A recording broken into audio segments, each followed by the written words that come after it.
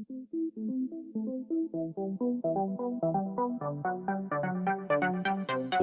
welcome my friend, and then we are planning to replace this side airbag sensor, and this is in back.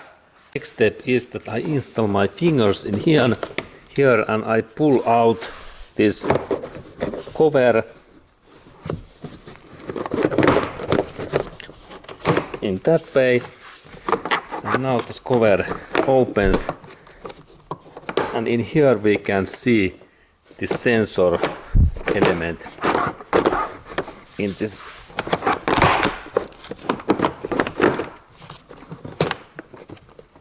Now I take this away, good, and now this cover is free.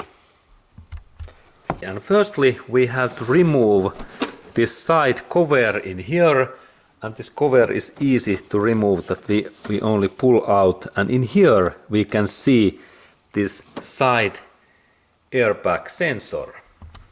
Sensor's location is in here, and firstly I take this connector away so that I move that outer area in back, and this works really interesting way. Okay, this sensor really works so that I have to take this both sides and then move in here, and now sensor is free. And then there is 10 mm this nut, and I open that, and we have in both sides, left and right sides, in this door area, this sensor, airbag sensor, and this is really for side crash. This is different than in this front engine area, and soon we can check this difference. And for that opening I need 10 mm socket, and I open this bolt,